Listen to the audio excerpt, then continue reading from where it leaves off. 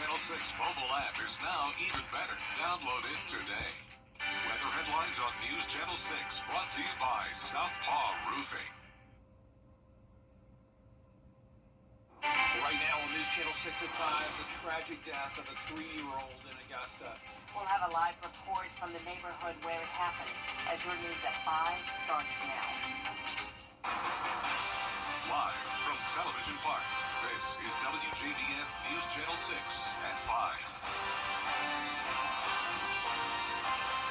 Hello everybody, I'm Brad Means. And I'm Jenny Montgomery. Thank you for joining us.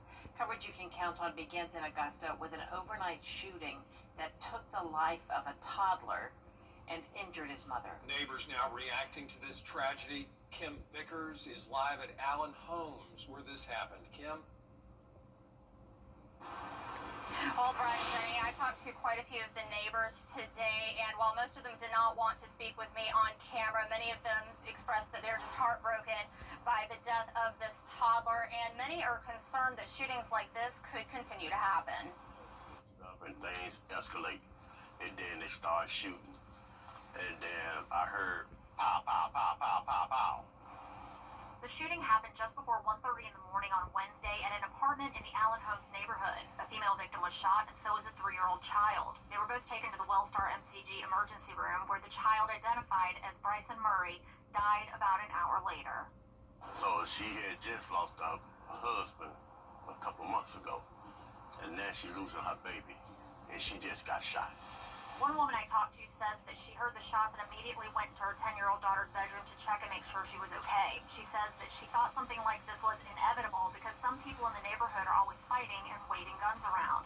Lawrence Freeman says an argument led up to the shooting. It was earlier that afternoon when everything started escalating. You know, beefing going on in the neighborhood here. Let's stop all this ruckus. Why you got to be fussing all the time? Freeman says that he's frustrated that gun violence has taken another young life. He adds that he's been working with the neighborhood to try to prevent things like this from happening. I'm here at the resident association. We trying to gain awareness to get our youth back on the track and try to gain help to the families who stay out here, and then outsiders come in here want to start ruckus. Now, the Richmond County Sheriff's Office is looking for a man in this case. 40-year-old Willie Lewis, known to frequent the Allen Homes area, is wanted for questioning only at this time. They were also looking for 30-year-old Shanice Canada, but deputies tell me that they found her and they are questioning her. The investigation continues tonight, and if you know anything about it, you're asked to call the Sheriff's Office. Live in Augusta, Kim Vickers, WJBF News Channel 6. It's just horrible. Kim, thank you for that. 2 men are wanted, pardon me, 2 men are wanted for questioning in connection to a shooting in Augusta. Here's what we know. The Richmond County Sheriff's Office needs your help to identify these 2 men. They want to talk to them about a shooting at the Augusta Mart on MLK Jr. Boulevard. We covered this last month. The men have weapons. Don't go up to them. Just call the law if you can help with this case. As we take a first check of our weather. Here's our chief meteorologist, Jenna Petracci. Well, it's a pretty nice day today. We're dry across the entire CSRA. Just seeing some cloud cover right now. This is our Terry Lambert Hyundai Skyview Cam in Augusta. Our current temperatures are very summer-like. We're in the upper 80s through low 90s, so near average for this time of the year. Augusta's at 88, 86 in Aiken, 90 in Louisville. Millen and Wrightsville a bit hotter at 92, 89 in Sparta, and 87 in Edgefield. Now, the heat index is into the upper 90s in some spots. We're staying clear of the 100-degree mark for now. We actually have some drier air that's moved in today. That's why the humidity is a bit more tolerable, with winds coming out of the north. Very light, so notice these wind speeds only up to around 7 miles per hour. But look what's just off the East Coast. This is Hurricane Erin. We're very fortunate that here in the CSRA we are not getting any impacts from Hurricane Erin. In fact, it's bringing us the nice weather today with that drier air coming in and the north wind. But rain chances will start to pick up on Friday and Saturday due to another system moving through. This will be a cold front that will stall out, bringing a very cloudy and wet weekend. I'll have a look at your future cast coming up, but back to you. Continues on a new arena downtown A major announcement coming today. We now know that pro hockey is set to return to the Garden City for the first time in more than a decade. Yeah, a lot of excitement in the air for sure. There's Graham Lee live outside the Bell Auditorium right now. And Graham, the man who is helping to lead this organization, is a big-time sports icon. Right, Jenny, no question about it. The Coliseum Authority and the Oakview Group making the announcement today that hockey is returning to Augusta for the first time in 12 years. And when it does, it will be co-owned by the one and only Tim Tebow. Leaders say the new arena, the new team, and the big-name owner will make Augusta bigger and even better. And without further ado, Tim Tebow. The Heisman Trophy winner and two-time national champion has put down the cleats to step into sports team ownership roles in recent years. Now his next opportunity is here in the Garden City. I mean, you got obviously some of the best golf in the world. You know, I've gotten to play here against the Green Jackets. I've gotten to speak and be a part of a lot of different events here, and I've seen how special the community is. And so I think that's really special. It's the first time pro hockey is coming back to Augusta in 12 years. The Riverhawks and Lynx were two failed hockey teams in the past, but leaders believe the third time is the charm. This is a new opportunity with a new building, top experience in building management with OVG, and an ownership group that is just unmatched in so many ways. The organization for now will be known as Augusta Pro Hockey and will soon be the 32nd team in the ECHL Developmental Hockey League. A name has yet to be decided because they're letting the community make the final call. So I highly encourage everybody to go out and let your ideas be heard. I'm partial to the Lynx because I have some familiarity with it, and I love the logo, but who knows? Somebody may come up with a bright idea that certainly represents this team. Think of what college football does in communities and how this could be something that people can rally around and hopefully can become a staple that families and the community enjoys. So Brad, Jenny, this is going to be the name for the organization for now, Augusta Pro Hockey, but Tim Tebow says that the organization has now put a name the team contest on their website, so you have the opportunity to decide the name, and that's what they want. They want the community to get involved and make the name change. So the survey, we'll have the link to it on our website, WJBF.com. The team is set to return to the ice in the new arena in October 2027. Live at Augusta, Graham Lee, WJBF, News 6. All right, from a new hockey team to a chance to bring a new airline to Augusta Regional. The airport working to recruit a new carrier and a new direct flight. Don't know where that flight would go just yet. We do know that it would add to the four cities Augusta already serves. The airport asking the city for $1 million from next year's budget to help provide a revenue guarantee to land the airline. As airport management reaches out to these different airlines, we have top markets that we look at the community is actually going to. So yeah, Chicago, New York, Central Florida, those are some destinations that we're really looking forward to hopefully getting an airline to provide that service for here in Augusta. Lauren Smith and George Escalade chopping it up there. George trying to get Lauren to tell us which airline they're pursuing, but Lauren would not budge. Just says it's a low-cost carrier. I don't know, maybe JetBlue, Spirit? We'll see. Commissioners say they support this, even with the budget issues they're facing. In Columbia County, some people are concerned about a proposal for a new data center. Those against the project spoke out at a commission meeting last night. They fear the center would use the municipal water supply to cool it. Commission Chair Doug Duncan issued a public statement at the end of the meeting addressing those concerns. I just want to be crystal clear that we will not compromise, risk, or gamble the water table or the electric grid to pull this project off. We won't compromise any of those in any shape, form, or fashion to achieve this vision.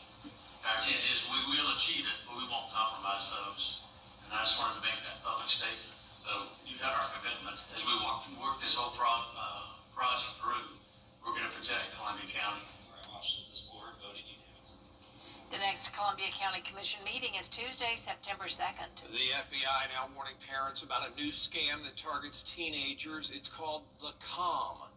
And it's an online ecosystem where teenagers are meeting through chats. FBI agents out of Atlanta say criminals lure these young victims to pull off cyber hacks as a sign of prestige. They hack into large companies and steal their data. One of the most challenging things about the COM is that it's not a central website, so it's not an easy thing that we can just go take down. You really have to think about this as an ecosystem, a real community of sorts. And so when you're a teenager, you look for ways to have connections, to have a community. So have you seen any of this activity with your child? Well, report any suspicious things you noticed, or if you're a victim of fraud because of this internet crime, there's a complaint center that you can reach out to at ic3.gov, or you can call 800-CALL-FBI. Coming up, damage from Helene 1 year later. How repairs are progressing in North Carolina next. These besties show off their brain.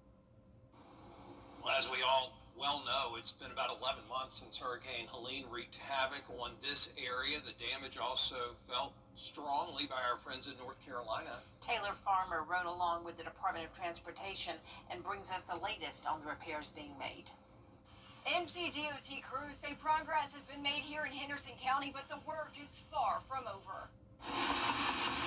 In the nearly year-long aftermath of Hurricane Helene, the North Carolina Department of Transportation and contractors have been working non-stop in hard-hit areas like Bat Cave and Curtin. Crews are still in the early stages of full-scale construction, with some of the most critical repairs just beginning. From bridges to rebuild roadways, some visible progress has been made, but in many places, the storm's damage is still evident. Permanent repairs are on the horizon, with crews preparing for the next phase. Officials say a full return to normalcy could take years and millions of dollars. But for residents, safe access in and out is a critical first step. Even for seasoned engineers like Mike Patton, the scope of the destruction is still a shocking sight.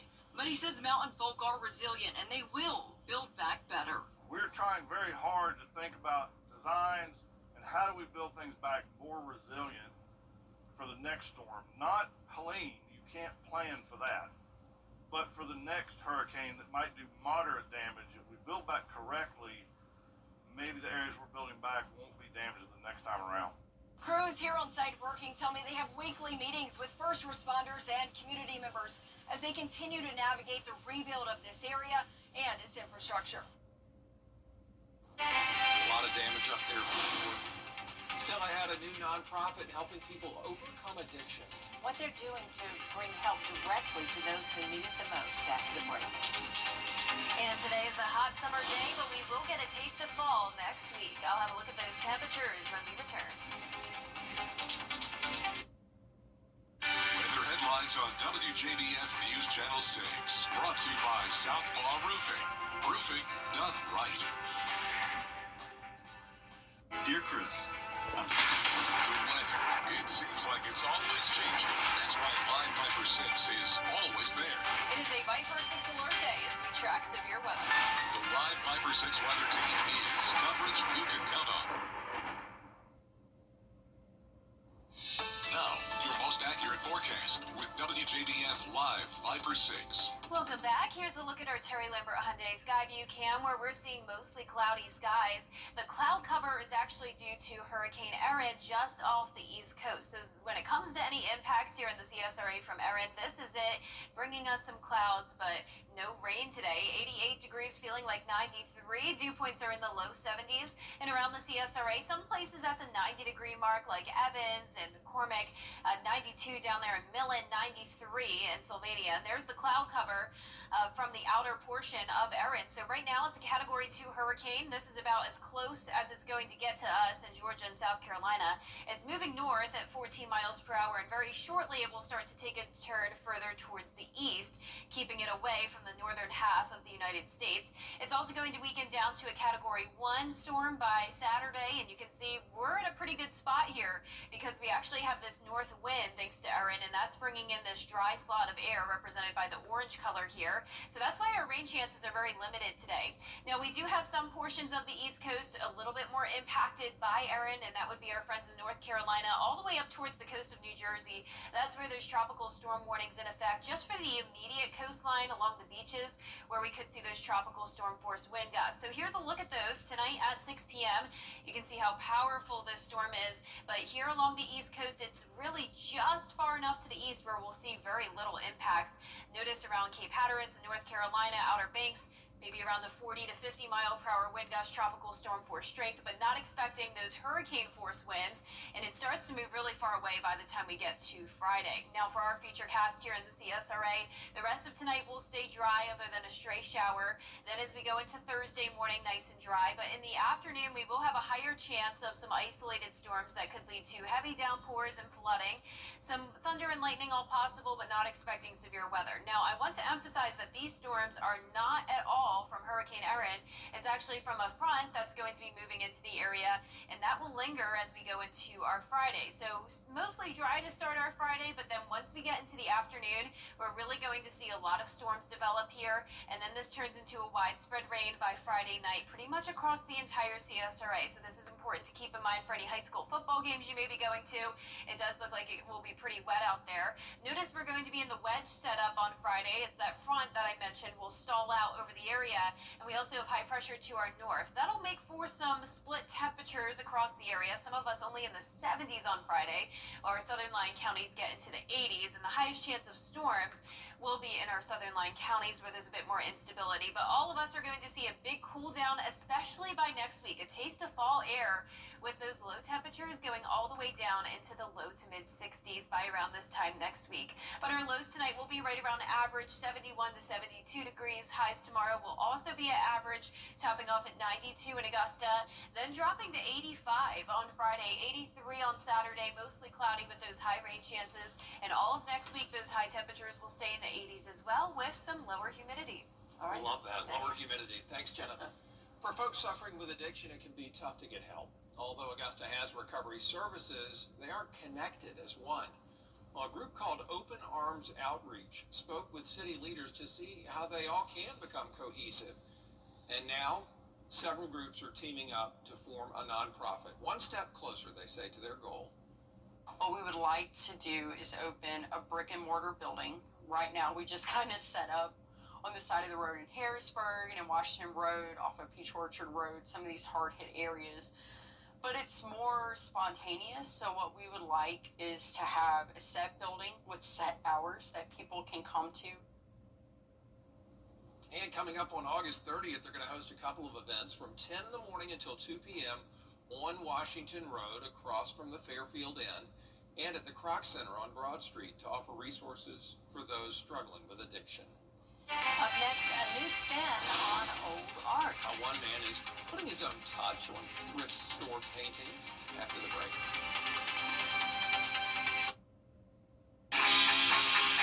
Thinking about an oven at Rooms to Go Kids. One artist in Arkansas is putting his own spin on discarded art. Jason Jones says he just can't help himself when he sees a cheap painting for sale and he just immediately adds whatever comes to mind. Here's Danny New. I know what you're thinking. This really old painting needs a robot shooting a rainbow at that horse and buggy. I always just try to make art that I think just children are gonna love, and then those young at heart. Over the past decade and a half, artist Jason Jones here has become famous for adding his own contributions to paintings purchased from thrift stores. As you can tell, robots are definitely his signature. But he also may whip up a taco for Mona Lisa, or hand a new best pal to Jesus while he's taking a stroll on water. He bought this first thrift store painting because he wanted the cheap frame it came in, and then decided to draw a robot over its tear. I shared it on my Facebook stuff at that time, and people really liked it. So yeah, and I kind of just ran with it. Jason sold that first painting for $35, and now they sell for up to $1,500.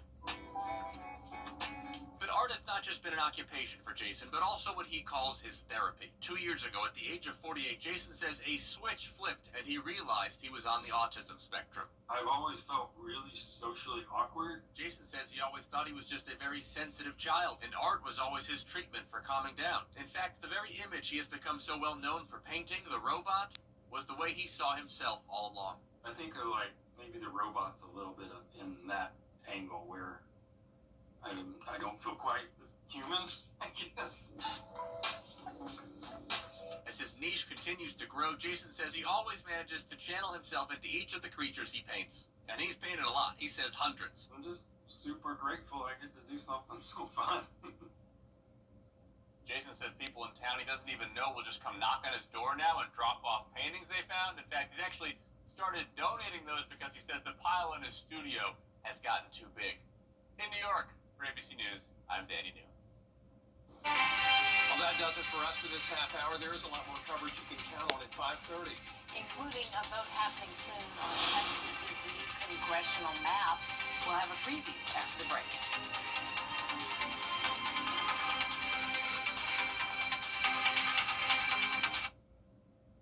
The Giving Your Best Award salutes volunteers at the CSRA for going above and beyond in our community. The Giving Your Best partners congratulate our latest winner, Janine Owens. Over the last decade, she's fostered some 90 children and adopted 6 of them. She also founded the support group Safe in the 7. Giving Your Best is brought to you by Science Co., Piedmont Augusta, Security Federal Bank, and News Channel 6. Okay, kids, thanks again. The Live Viper 6 Skyview Network, sponsored by Terry Lambert Hyundai. Live from Television Park, this is WJBF News Channel 6 at 5:30. Good evening, everyone. I'm Dee Griffin. Thanks so much for joining us on News Channel 6 at 5:30. As always, we begin with your local headlines. A toddler was killed and his mother wounded in an overnight shooting at the Allen Homes Apartments. Deputies say both were rushed to the hospital, but 3-year-old Bryson Murray did not survive. A major announcement for Augusta. Progress continues on the new arena downtown, but we now know pro hockey is set to return to the Garden City for the first time in more than a decade. Leaders say the new arena, new team, and the big name owner will make Augusta bigger and even better. Welcome back, hockey. Augusta Regional Airport is working to land a new low-cost carrier, one that could add a direct flight to a major city still under wraps. Airport leaders are asking commissioners for $1 million in next year's budget to help secure the deal. We'll have these headlines and more coming up at 6. But first, coverage you can count on continues now, with today being the day, possibly the day, Texas Republican forecast with the first look at our weather with Chief Meteorologist Jenna Petracci, and they are preparing, and our prayers are with them. Yeah, we are so fortunate here in the CSRAD that we have no impacts from Erin other than the cloud cover you're seeing today. But it's overall a nice Wednesday. Our temperatures are in the upper 80s through low 90s. 90 in Louisville, 90 in Allendale. Augusta sitting at 88 degrees, 87 in Aiken, 89 in Lincolnton. Now the heat index, it's tolerable today. It's feeling like the mid to upper 90s out there. We actually have some drier air that's moved in with lower humidity, and that's thanks to Hurricane Erin as well. Winds are coming in from the north, bringing in that drier air. This is it, so pay attention to those wind speeds, only up to around 8 miles per hour at the highest. But look what's just off the east coast. Hurricane force winds within Erin, and once again, we could not be more thankful that this is not impacting us. Even along our coastline here in South Carolina and Georgia, really only seeing those wind gusts up to 15 miles per hour. But like Dee was mentioning, North Carolina all the way up to New Jersey will be watching for the possibility of tropical storm force winds. But here's a look at our Terry Lambert Hyundai Skyview Cam, just the clouds out there at SRP Park. It's going to be a great night for some baseball as the Green Jackets take on the Columbia Fireflies. Upper 80s to start the game. Not seeing any rain on our future cast. 85 by 8 p.m. Partly cloudy and staying dry with those light winds. And then looking ahead to the next few days, we will see those rain chances increase, but this is not from Hurricane Erin. I'll have a look at your future cast for that coming up. And back to you, Dee. All right, thanks so much. We'll see you in a few minutes. Today we are hearing from the parents of a warning about imported shrimp from Indonesia sold at Walmart under the Great Value brand. The FDA says it may be contaminated with a radioactive isotope and packed under unsanitary conditions. Consumers are urged to throw it out. Well, still ahead on News Channel 6 at 5:30. They usually dish out reviews, but this time a Houston restaurant served them up a close call with an SUV. This video, I'm just glad they're okay, but we've got to show it to you. You got to see it to believe it. It's what's trending, and it's next. And we're tracking Hurricane Erin, and tomorrow we'll have another summer-like day, hot with storms, but then cloud cover and higher rain chances take over this weekend with a taste of fall on the way. I'll have your full Viper 6 forecast after what's trending. Tonight, Takes to cook that bacon. You don't want to miss it. Thursday at 12:30 on News Channel 6. Live Viper 6 weather team is coverage you can count on.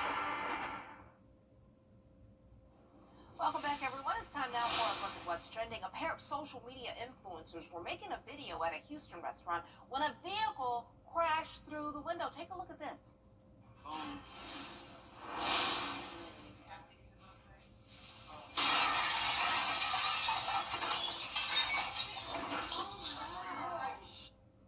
Nina Santiago and Patrick Blackwood have cuts and bruises, but agree they are very lucky to be alive. Authorities say the woman driving the SUV was not under the influence. Santiago and Blackwood do a daily eating show, and they've already returned to the restaurant since Saturday's crash. And I saw this on TikTok or something, but people were commenting, their camera barely moved. We've got to find the brand of that camera because it barely moved. I mean, it stayed there, but they were cut up pretty bad, but they're okay. So that was just very bizarre. Talk about caught on camera or caught on tape. There you have it. Well, there's a lot coming out this week on streaming. Wow, there's a lot to see. You know, these shows just keep churning out. It's amazing how we get so many, but hey, they keep people preoccupied and busy and interested, so that's a good thing. We're interested in the weather to see what's going to happen over the next few days with the temperatures, and I'm not complaining because I like the 80s. It was a good decade, but I'm loving the temperatures. Jenna has your full forecast next. Hey, your wife is hot. Yeah, she is. No, not like that, dummy. I mean, she's literally sweating because your AC is on life support. And if you don't call Cool Ray Mechanical soon, things are going to get uncomfortable. We'll have your AC up and running fast, so the only heat you'll feel is the good kind. Cool Ray Mechanical, your REIT Pro partner, has been keeping homes cool, wives comfortable, and marriages intact since 2006. Hi, I'm Gunnar Stockton. Do you have what it takes to be a border ball cheerleader? We're looking for the area's best high school seniors and juniors. Tryouts for Georgia and South Carolina are happening soon, so register now at WJBF.com/cheer. The WJBF Live Viper 6 Skyview Network is sponsored by Terry Lambert Hyundai. Low prices, big selection, and committed to quality customer service. Now, your most accurate forecast with WJBF Live Viper 6. Welcome back. It's a pretty nice Wednesday as we take a look at our Terry Lambert Hyundai Skyview Cam over at Willstar MCG Health. Just some cloud cover that we're watching today, and we're sitting in the upper 80s. So clouds kept our temperatures a little bit cooler than normal, but a lot of us still around the 90-degree mark, like Lincolnton, Swainsboro, Wrightsville, other places like Edgefield and Aiken in the upper 80s. And you can see here on satellite and radar that we are seeing more cloud cover off towards the east, a few spotty showers over towards the west, and we can't rule out a stray shower tonight. But like I mentioned at the top of the show, Hurricane Erin is helping to bring in some drier air. And here's a look at the storm. As of 5 o'clock, winds are at 110 miles per hour. This is as close as it's going to get to us, and it's going to continue to move further out of the way. So no direct impacts here in the CSRA. It will stay pretty strong. In fact, it'll get a little bit stronger, 115 mile per hour winds, as it starts to take a turn further towards the northeast. So instead of going directly towards the north, bringing a major issue towards the east coast, we are going to see that eastward turn, and that will help us out here in the United States. Now, here's a look at that dry air coming in from Erin, represented by this orange color. So some lower humidity today, making the feels like temperatures stay below 100 degrees. No tropical alerts for South Carolina or Georgia, but we do have a tropical storm warning for North Carolina up to New Jersey. That's for tropical storm force winds. So this is not going to make a direct landfall. You can see that the center of the storm will be staying out to sea. But here's a look at the wind gusts tonight. Not bad at all for our South Carolina beaches. Just nice breeze up to 15, maybe 20 miles per hour. But then as we go into tomorrow morning, that's where places like Cape Hatteras and the Outer Banks could see those tropical storm force wind gusts. But then the storm just moves further and further away, and things are looking much better here by the time we get to Friday. Now, here's a look at our futurecast here in town. We're going to stay dry tonight through tomorrow morning, and then even through lunchtime tomorrow, we're still not seeing any rain. Once we get into the later afternoon, some isolated storms will develop with heavy rain, thunder, and lightning all possible. Minor threat of some flooding here, but really nothing too significant. More widespread rain coming in late at night, just Nice sleeping weather for us and a few showers with cloud cover on Friday. So by Friday, we're going to see a lot more cloud cover along with higher chances of rain once we get into the afternoon and evening. So keep this in mind for the football games Friday night or any outdoor plans you may have. It looks like it's going to be pretty wet, and this becomes very widespread rain by around 9 o'clock at night. We'll have the chance of storms everywhere, especially in our southern line counties. Not expecting severe weather, but once again, minor flooding possible with those heavy downpours. It's all because of this stationary front that will be lingering in the area. 70s and 80s for temperatures across the CSRA, and then an even bigger cool down by the time we get into the last few days of August. You can see that here. We'll drop to 85 on Friday, but it will still be muggy with the rain chances. But as we go into the beginning of next week, we'll still have temperatures in the 80s, and that's when the lower humidity comes in along with the sunshine and drier air. So a taste of fall coming our way, Dee, especially with the lows. We're getting down to the low 60s eventually. Oh, I'm loving this. Yeah. This is perfect. If we should bottle this up and keep it the rest of the year, I hope that'd so. be great. Thanks a lot. Well, coming up, see why Dr. Curtis Walker is this month's Salute to Service honoree next. Carolina Legends aren't born, they're handmade. And congratulations, sir. That is wonderful. Thank you for your service. Thank you. Well, that's all the time we have on News Channel 6 at 5:30, but there is much more coverage you can count on coming up at 6 with Brad and Jenny. Stay tuned.